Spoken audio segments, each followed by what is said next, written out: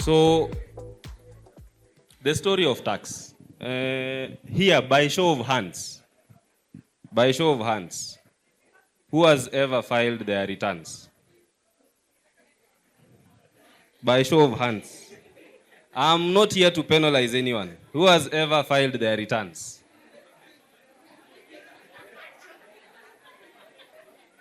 Drunken? By show of hands. If you've ever filed your return, raise your hand. It's a simple exercise. If you enjoyed paying your taxes, keep your hand up.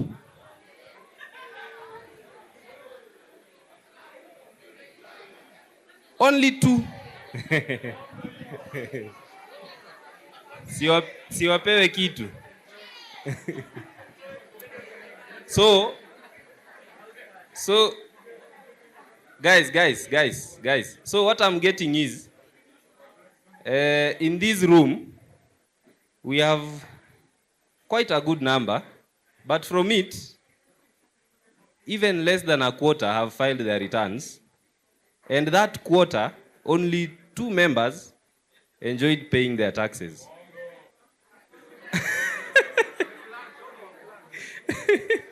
Mwenye amesema uongo hata hajawahi file. Good stuff. So there is one who has said he enjoyed paying his taxes. I would be interested to know why the rest do not enjoy, or the rest have never filed. And I think one of the reasons to know why is why we have set up the desk at the entrance there, just to facilitate you to be compliant with your taxes. Now, in the history of collection of taxes, before 1895, that is during the pre-colonial era, there is less that is known about collection of taxes during the pre-colonial era. And just an idea of what we had. Taxes were being collected at that point, but again, there were no formal setup of collection of taxes. A good example is myself. I come from the western side, so I'll give an example of what I've been told from the other forefathers who were there during that time. I don't know how many levels of generation are there up to 1895. I might not be able to count, but the picture is this. They would pay tributes to chiefs by way of livestock or farm produce. And from that western side of Kenya, there was one man called Nabongo Mumia. Okay? So people would go to his homestead to pay tribute by giving either cows, goats, or even part of their harvests. And in return, he would secure the community by giving them security. Okay? Now, fast forward to the colonial era, after 1895, when the British first landed in Kenya, they imposed taxes in various forms. And one of them, I don't know if anyone in this room has ever heard of it, is what we are referring to as a heart tax. Ya nyumba, heart tax. Anyone who has ever heard of it? By a show of hands, couple of us have heard of it. So the heart tax, how it used to work is, you are expected to pay tax based on the number of huts you had in your homestead. So if you had 5 thatched huts, your taxes will be higher than somebody who has only 1. But could we be able to know why they were paying more taxes if you have more huts? And to know this, you'll have to go back to the African setup, how it was. The African setup, how it was, a man in his homestead, he had huts for the various, si mmejua, hata mmesema, for the various, I can't hear. Yes, so if you had 5, you will have 5 of them. And the message behind it was that This is a wealthy man, and therefore it is expected that they will pay more tax compared to that who has one hat. Then we had another one that was being called poll tax. Anyone who has heard of it? Poll tax, P-O-L-L. See Paul ya Paulo. So for poll tax, this was being levied on any adult male. So by the virtue of you existing as an adult who is a man, you are liable to pay tax. Yani umezaliwa ni kama kukua na makosa kukua mtu mkubwa bwana. You are an adult and you are expected to pay money or produce to the government whether you have an income or not. Again, what was the reasoning behind this? There is some argument that the poll tax was more about the British getting forced labor other than the tax that the person was paying. So by them trying to have you to go and work for them, they imposed a tax that they knew some of the Kenyans back then will not be able to pay it. And therefore, they will get labor, which was much needed for the construction of the Uganda Railway from Mombasa to Uganda. Remember, during this era, Kenya was part of the East Africa Protectorate.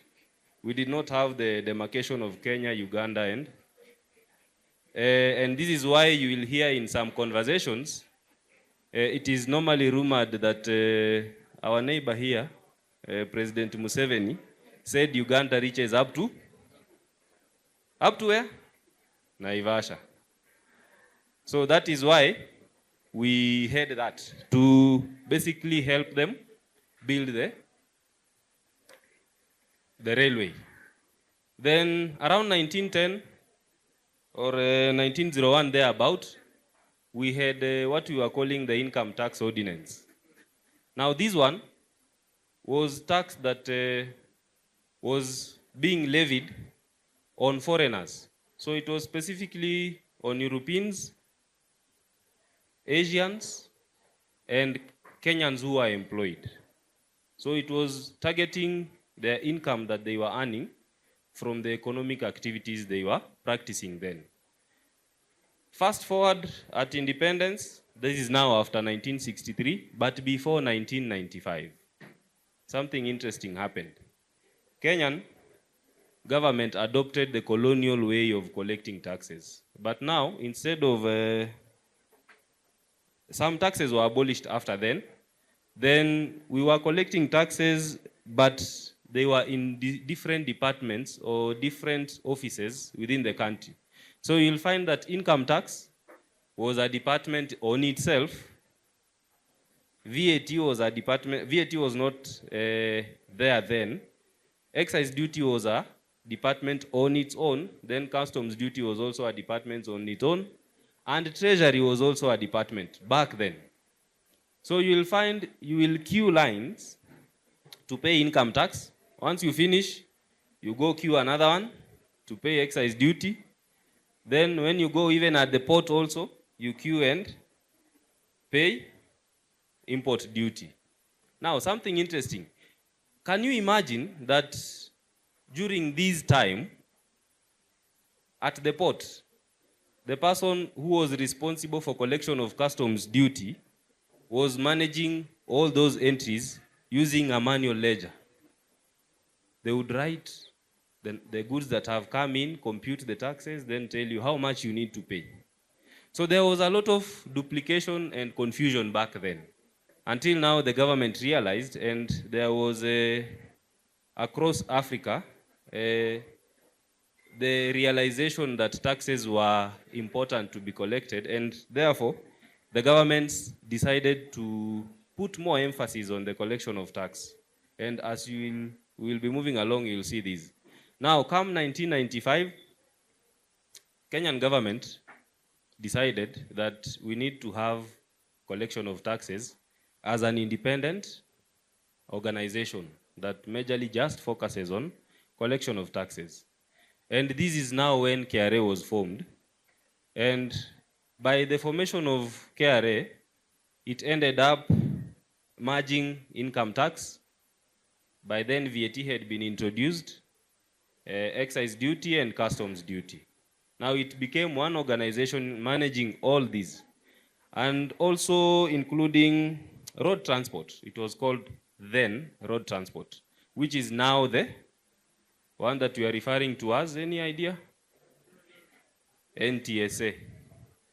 Nani alichukua logbook yake ya kwanza KRA? Ile kitabu ya red.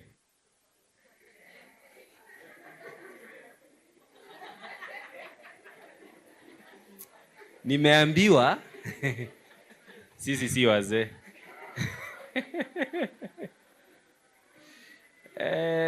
I think if you had your driving license around 2011, thereabout, it was still under KRA. There was no NTSA in 2011. So that tells me that the drivers we have here are less than 10 years on the road, right? Hakuna mwenye I can see some. Oh, pesa hawakuwa nayo. Oh, I get it. That's interesting. Now, we have some funny taxes that are around the world. I came across and I also laughed. There was a tax in Europe inaitwa window tax. The more windows you have, the more tax. Yani kupata hewa ilikuwa inataxiwa. You know, we normally joke that hata hewa itataxiwa. It was taxed then. Getting fresh air in your house. And in Russia, we had what we were calling the beard tax. So I don't know if we have some guys here who have some beard that we can tax.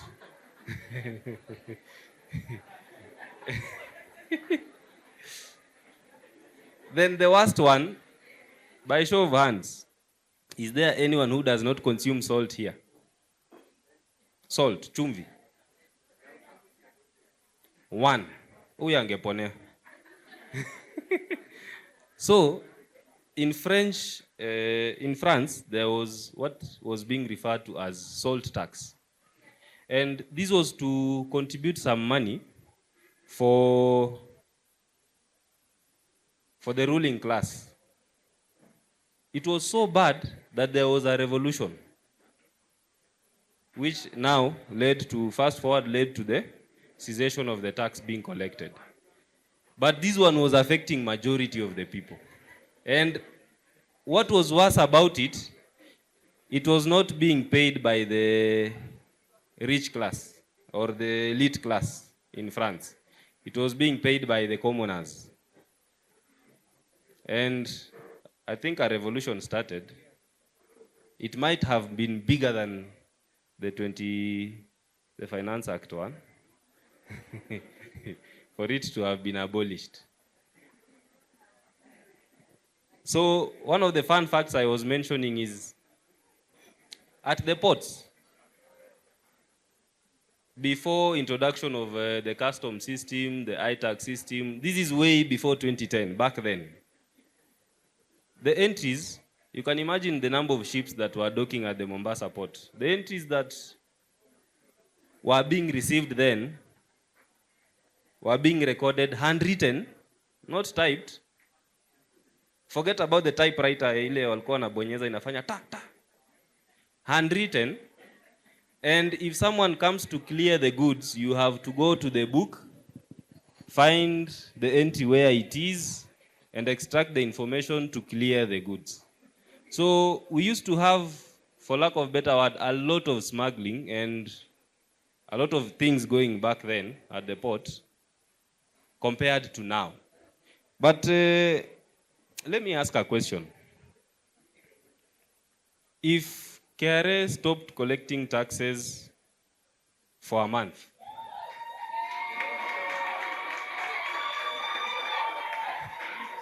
I've not even asked the question.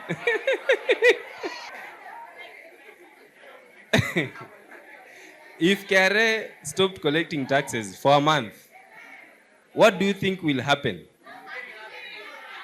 Other than being happy? Eh? World peace. Hey, that is interesting. So I think if you vote me as president, I will stop it for 1 month.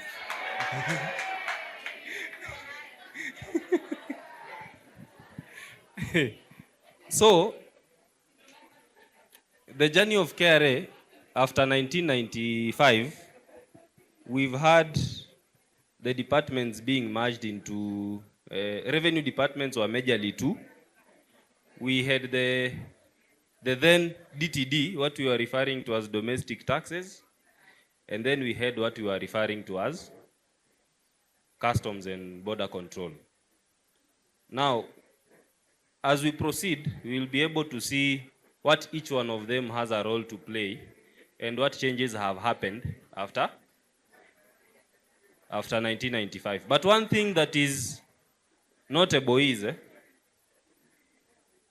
back then, when KRA came into force, when it was enacted, it did not start by the automation that we have now. The KRA of then was very different from what we are seeing today. And back then, returns were being filed manually, whereby you would queue. And remember, we did not have the many region offices that we have currently. So roughly we had about 8, and this was in every province. So we used to have provinces in Kenya, by the way. For the Gen Zs in the house, we used to have something called provinces. I'm not that old. I'm also a Gen Z that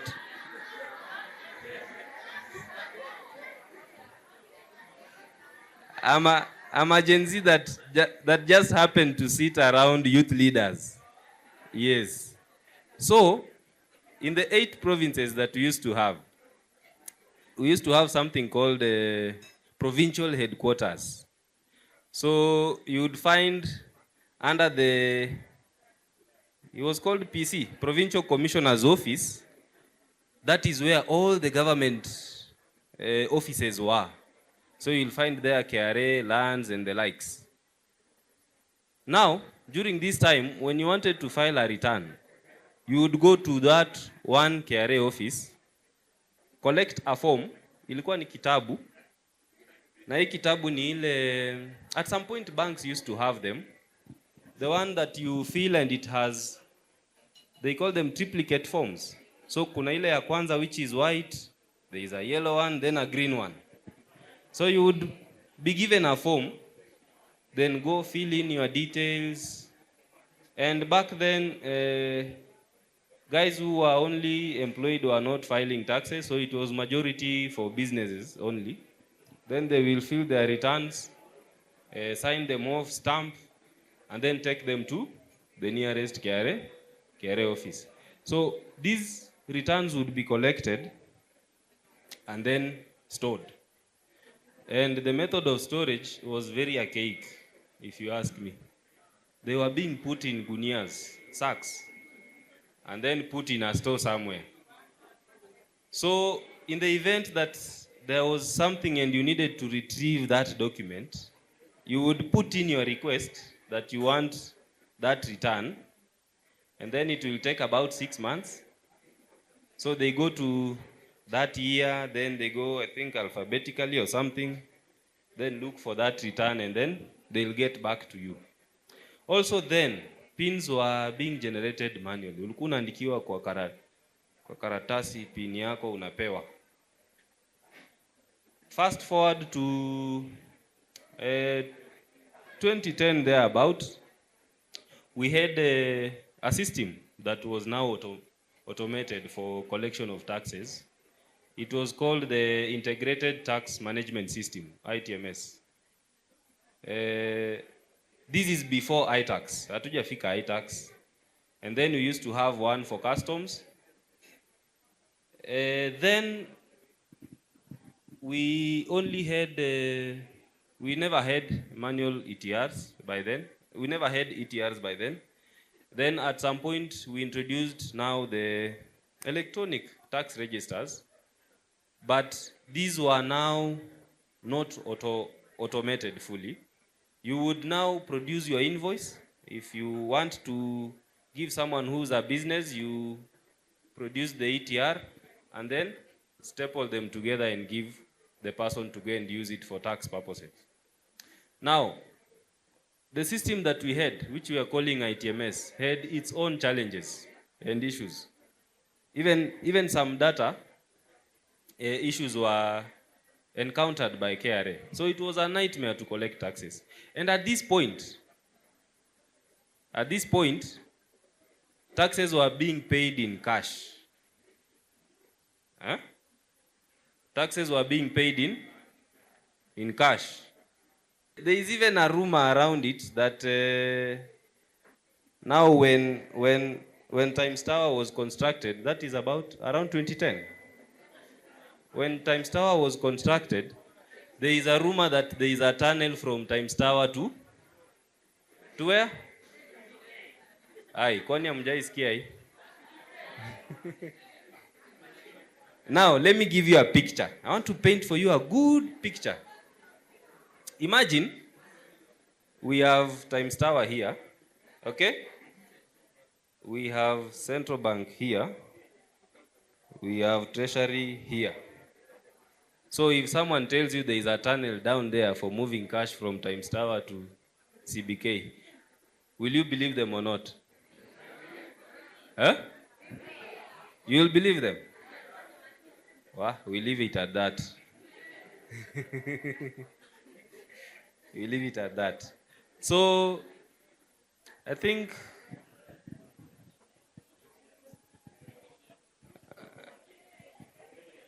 after now, the legacy system, when we came about 2014 thereabout, iTax was birthed.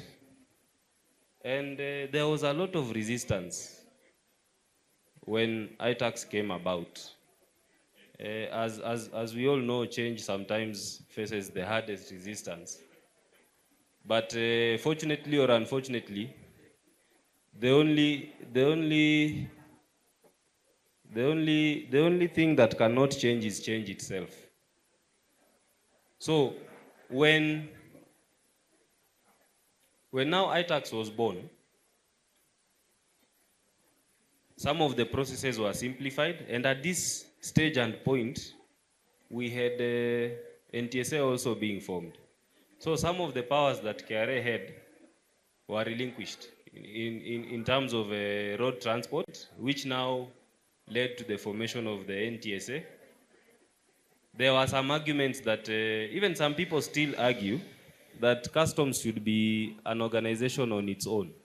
That customs should not be a department within KRA and be an organization on its own. So as we speak, KRA, I think it finished 30 years from when it was formed. And there are some milestones that we have undergone through the process, and also some challenges that we have encountered.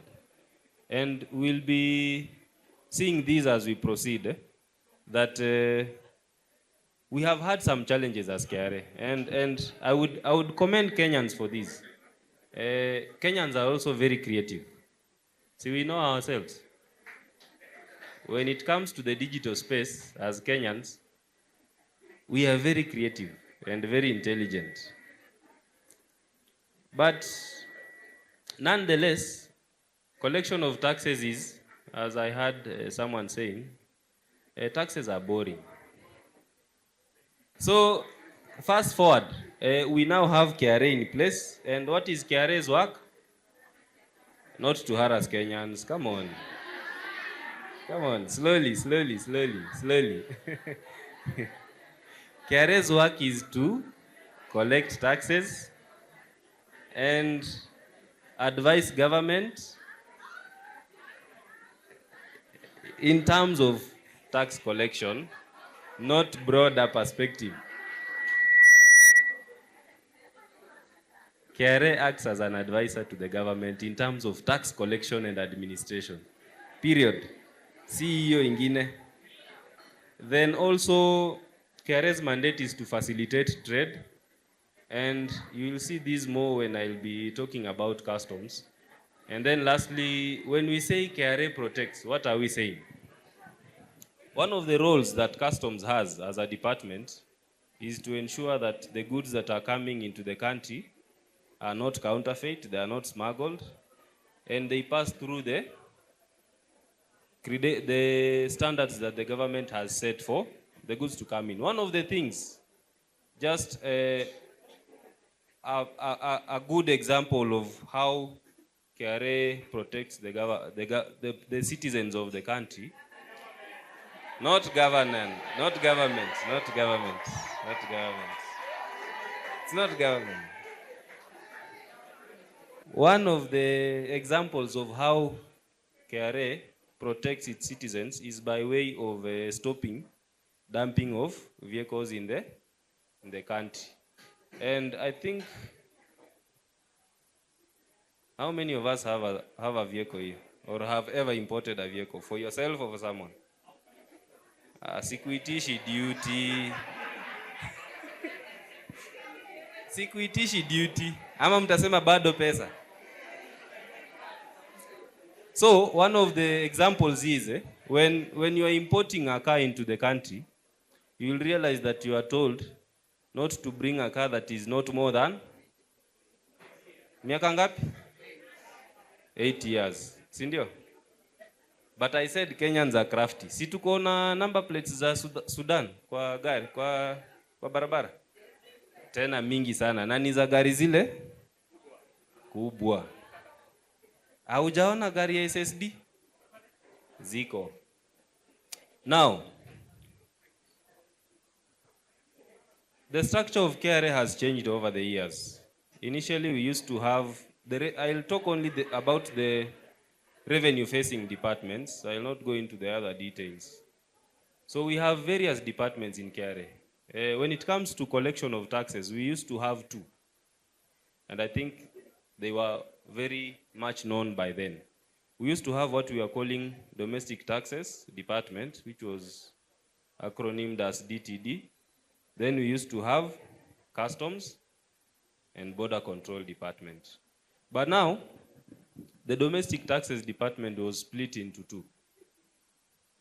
And the split birthed what we are calling as large and medium taxpayers, and then medium, micro and small taxpayers. Some people say that micro and small, which we will call it MST for the purposes of this lecture, and the other one LMT. So some people argue that MST ndio ya hustlers. So hata mtu alisema paka wameweka department ya hustlers, sasa wanataka tu kugonga hao. Ni ukweli? Eh? So majorly what large and medium taxpayers deal with, it deals with the multinationals. These are companies that are operating in more than one country. Majorly, what large and medium taxpayers deals with are multinationals or companies that have surpassed some certain threshold in terms of revenue. Maybe just a rough example is whatever you are thinking about right now, that is one of the companies. And then, what did you think about? Safaricom. So, those ones that you have thought about are part of what we are referring to as large and medium taxpayers. Normally, kuna ile section ya news, I don't know kama bado iko, ni kitambo nikiona news. Kuna ile section ilikuanga ya movers and shakers, sijui wanaita, ile ya capital markets inaitwaje? It was showing the prices of shares, how it has moved. So those are some of the companies that are under large and medium taxpayers. And these departments also, they differ in their mandate. So you will find if you are in a large and medium taxpayer department, and this is also where government parastatals fall, it is expected that this is a kind of a taxpayer who has matured in terms of what they are expected to do. Their compliance level is different. So even the mandates that KRA has in regards to these taxpayers are things like compliance and audit for those taxpayers. Now, when it comes to micro and small taxpayers, and this one will affect you, so I would want you to listen. Because I don't think in this room we have someone whose PIN is in LMT. So for micro and small, normally KRA will target on tax base expansion. This is broadening ile namba ya watu wenye wanalipa ushuru, for lack of better word. And also, kama already wewe ni mlipa ushuru, it is also mandated to ensure that you declare everything that is required to be declared. Umesikia hiyo? So you will find that its mandate revolves around enhancing compliance of the taxpayers, ensuring that taxpayers have paid whatever that they were required to pay and their returns are as accurate as possible. And also, this is where we have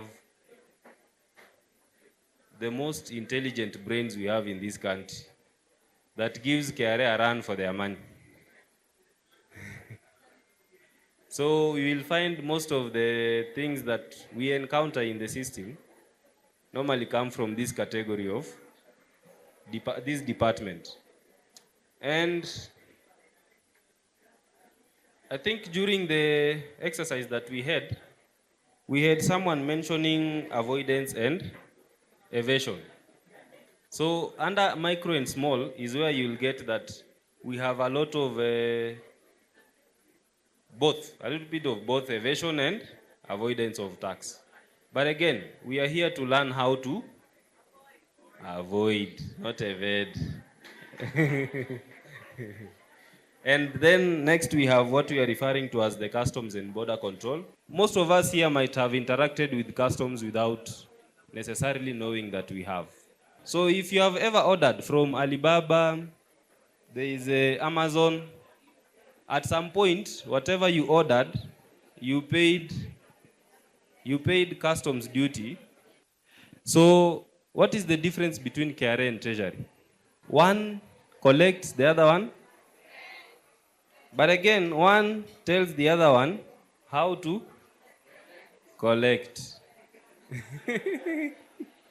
So KRA is tasked with the administration of the taxes in terms of collection and enforcing to ensure. Enforcing is the bit most Kenyans don't like.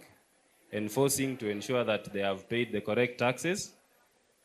And at some point we'll advise on where to put policies to expand the tax or where to correct the law to ensure that there is a seamless compliance. Now, on Treasury, it gives the policies that governs how generally the country will collect its taxes and how it will spend those taxes. So Treasury is the arm that plans. When you look at it, it's like in a family setup, one brother is tasked in bringing in the income, and the other one, his job is to plan that income, how it will be used in that family. I don't know if even that is something that one would do, but that is an allegory of what is happening currently. When it comes to revenue performance, we'll look at the last 7 years. There has been a growth in the collection of revenue. Back then in 2018, we were about 1 trillion, 1.58 trillion. And is there anyone who knows the current target that KRA needs to collect for this financial year? Huh? I'm being told some trillions. So currently, the previous period we collected a collection of 2.57 trillions from the Kenyans. So for the last 7 years, I wouldn't say the economy has grown. That is for another party to say. But I would say the collection of taxes has grown by about 60% up to now. One of the things that you unfortunately will realize, despite collecting 2 point something trillions, most of the time you will hear that it's a deficit. Target haijafika. Eh? Most of the times. Remove 2024-25, the rest of the periods, the target was not met. So last year we were about 101% to the target, that 2.57. And now, just to show a direction of how we have been performing also over the years. During COVID, we had some dip in collection. Then now, I would say we are at recovery. But again, it might be as a result of the other new taxes that were introduced, that maybe we have had or we've not. So when we look at the current year, and normally you'll realize that government year runs from July to June, okay? So when you look at the current year,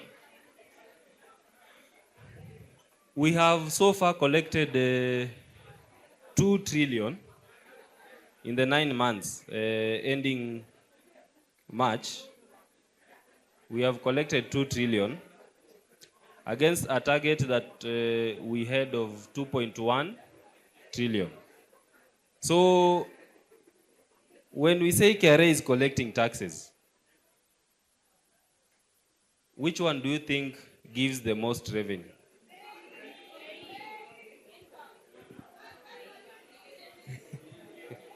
So the government actually gets more of its taxes from, si mulikuwa mmesema from pay as you earn, eh? From people who are employed, for lack of better word, followed by VAT. Excise is not much. Kenyans hawakunywi kama Russians. Excise is not much. So maybe just to explain, pay as you earn is the tax that is normally deducted from your pay slip. So when we say the biggest share, we are saying it is coming from the guys who are employed. Now, we are moving into a section that is getting now more personal. Here, it will affect you, or it has already affected you in some way or another. And in this section, we would want to understand the taxes that me and you are expected to comply to. And at some point, I was having a conversation with someone, and it was in a setup like this, without the lecture though. Someone said that KRA hawalipangi tax. The employees of KRA don't pay tax. Have you ever heard of that myth? Eh?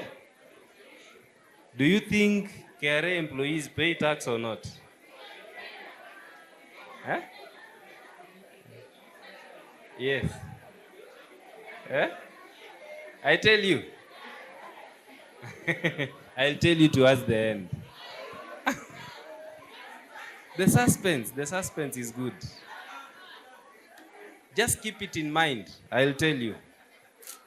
Now we have, in a broader perspective, two types of taxes. Two types. It's either direct or indirect. Now, one of the direct taxes And this is where the shoe, wansamanga, bites the toe. You will feel it as immediately as it is deducted from you. One of the biggest that is common to all of us is, maybe to most of us, is pay as you earn, which is normally deducted from the payslip. These are taxes that are directly paid by the taxpayer, either a company or an individual, directly to KRA. So you know how much you have paid, and you can feel the pain of the money that you have paid. So these are the taxes that will hit your income. And income can be broad. It can be your business income, it can be your employment income. You could have sold a property, maybe land, and there is some tax that you need to pay. And then we have the indirect tax. For the indirect tax, I don't know the best example I can give other than what we are doing right now. Do you know some of us have already paid tax in this house, in this room, without knowing? You are even paying it as we speak. So, some of the indirect taxes, they are hidden in that shopping basket when you get from the supermarket counter going home. There is some taxes hidden there. Some of you will be shocked when you are given that receipt by the supermarket and you see the amount of taxes that are there. You will be shocked. Other ones like excise duty, they are hidden in the mugs that we have on the table right now. Import duty, when you bring in a good, either through online or through the ports, you will be required to pay some. During the 2024 or 5, which finance act got rejected? 24. Oh, so we can remember. Now, during 2025, there are some changes that were done by either KRA. So during 2026, when we were beginning the year, there are some changes that KRA implemented based on the 2025 Finance Act. And some of these changes, they will change how we will file returns this year, or have changed already how we will file returns this year. Some of us will be stuck. I'll not tell you, I'll not sugarcoat this. Some of you will be stuck if you've been filing returns or it's your first time. There are those that will be shocked and will wonder what's going on. And this is where the reality begins. So we have some major changes in regards to filing of returns. And for businesses, we are expected to validate the incomes that you will indicate in the return and the expenses that you will claim. So how are we validating the expenses you claim? We are validating them through what we are calling items. And I think we had one participant that said they don't know what items is. By the end of today, I hope you will go home knowing what items is.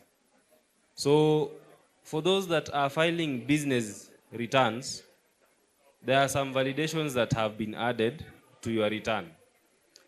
If you issued invoices that are worth 10 million, KRA expects you to declare your turnover of 10 million.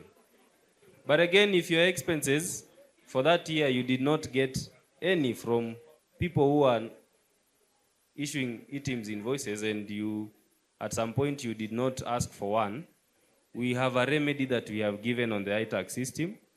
You can introduce in manual invoices and be able to add it to your expenses and claim the same. So just to clarify that businesses do not pay taxes on the gross turnover, but on the profit. That's why it is very important for the businesses to indicate the expenses that they incurred during that year of income. And then number 2, anyone who is earning employment income only, sitaki watu wa biashara, Come on, it's already been taxed. Why are you scared?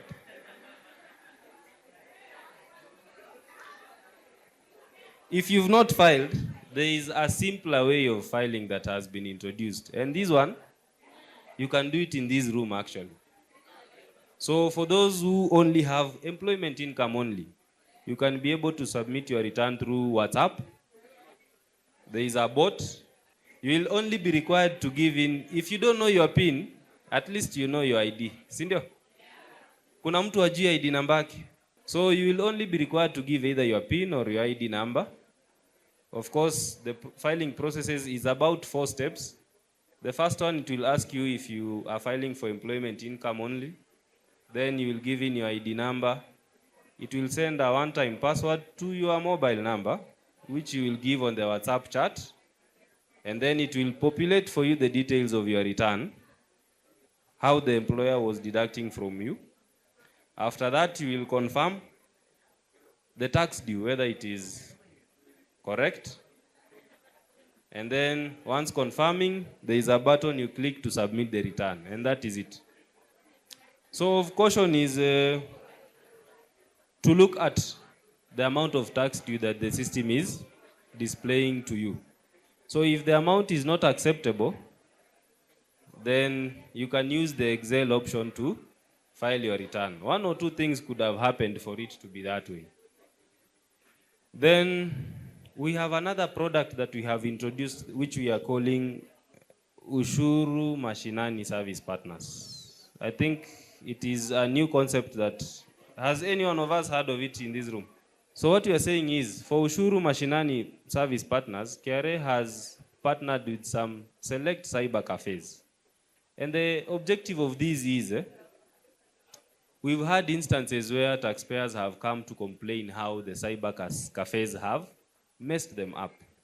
Maybe they filed a wrong return for them, or they applied for a wrong obligation for their PINs. So what we are trying to do is, we want to empower the cyber cafes by training them and then giving them a platform where they can offer services to their clients. Again, this is not for purposes of collecting all taxes from the cybers, no.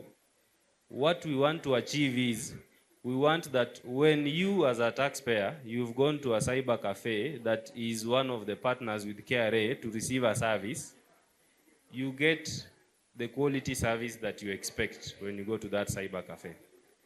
And also for those who are doing bookkeeping, but they are not auditors, we have also extended these to them. So this is an opportunity to get back office kind of ish portal that will be able to file for someone their return without necessarily asking them to give you their PIN. Then I think I've touched on WhatsApp filing. In addition to filing returns through WhatsApp, you can also make payments for taxes that you have, or you can also invoice on the eTeam solution on the WhatsApp. Have we had anyone who has ever forgotten their password when they need to file their returns? So what we are saying is, on the password reset, if you have forgotten the email that you had put, we are extending that by sending the password reset to your SMS. And for you to reset your password, you don't even need to remember your KRA PIN. You can log into iTax using your ID. You can reset your password using your national ID.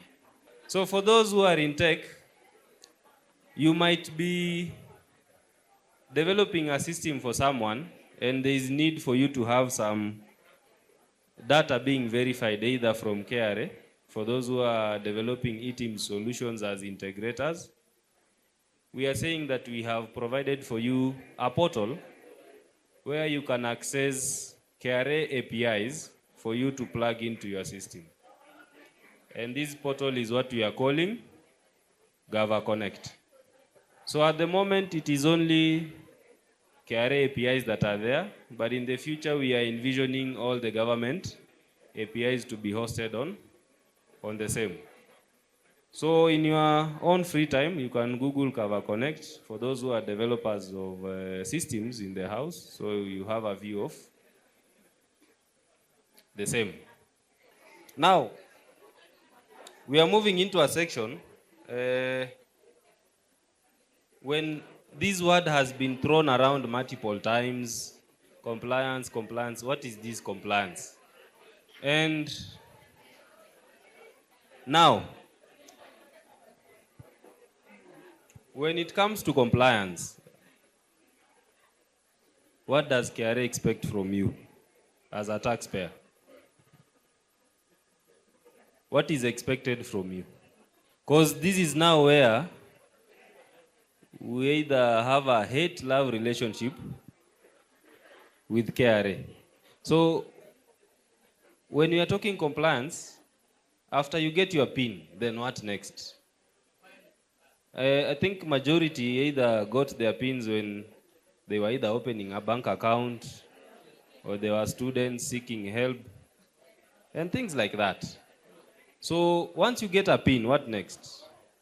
The next thing is you are expected to file your returns as per the due dates of that obligation that you have.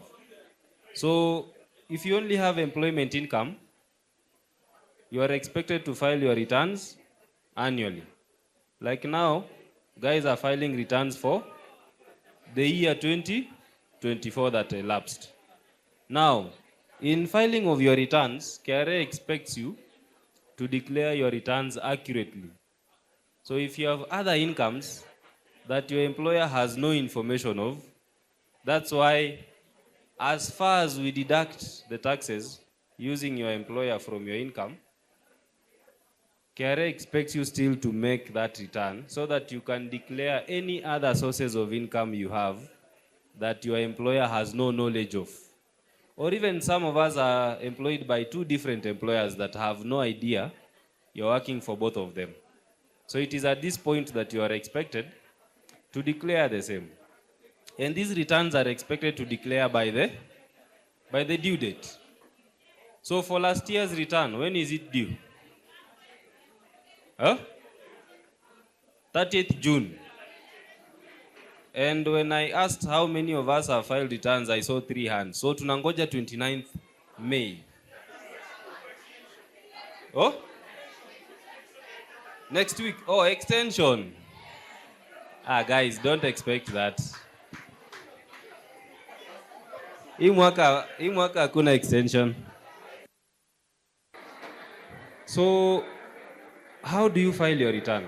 The previous stage was you log into your iTax, you download some Excel that I've been told today it is very difficult, and I agree, I couldn't agree much more.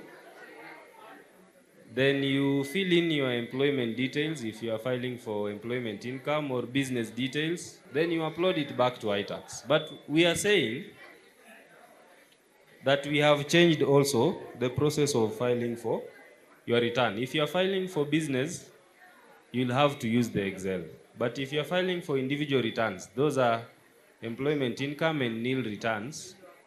For the nil filers, you can use WhatsApp. And it is only in 3 steps. And your return is submitted. So, what do you need when you need to file your return? What information do you need? First of all, of course, you will need your PIN or your ID number. So for those in business, you will need, of course, the withholding certificates and the ETIMS invoices. I don't want to go much into that. Then what we are saying is, if you have not yet started looking for the documents to file, start looking for them now. Then, does KRA refund taxes? Does it? None of you has ever received any money from KRA. Oh, 2 years ago. So,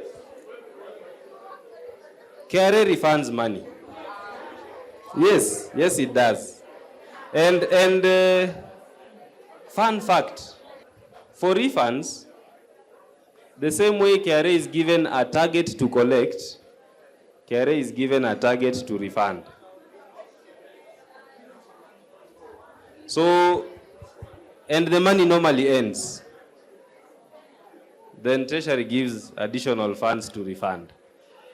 If you have ever filed your return, now listen for this. If you have ever filed your return, employment income return, and it had a negative tax due, that would mean you are in a refund position. Now, what is expected is, after you file your returns, you go to iTax. There is a menu for refunds. You indicate you want to apply for the refund, and you upload the P9 your employer gave you, and those insurance certificates. After that, KRA is required to process it and pay you your money. They will only contact you if they need additional information. But for employment, it is normally a straight refund journey. Now, to the last stages of our presentation, I would want to ask you, what has been your most stressful encounter with KRA? Filing? Mungine? Refund? Yeah? iTax going down. So filing, refund, iTax going down. We would want to assure you, this year iTax will not go down. 200% sure it's not going down. It is up. It is up. Check again. It is up. I can assure you the filing journey will be simpler. It will be simple, unless you have a very complex return. Just hold on, hold on, hold on, hold on. If, the macro things achana nayo.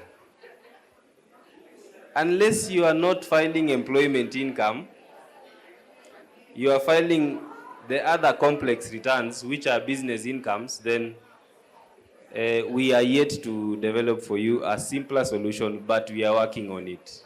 Yes. But for employment income, nil returns, it's simple. And you can contact us on the various channels that you're seeing there. And the WhatsApp number you're seeing there actually is the one for filing a return. There is no human interaction. You will be chatting with a bot. Unless now you request to speak to an agent, is when you will be required to speak to an agent.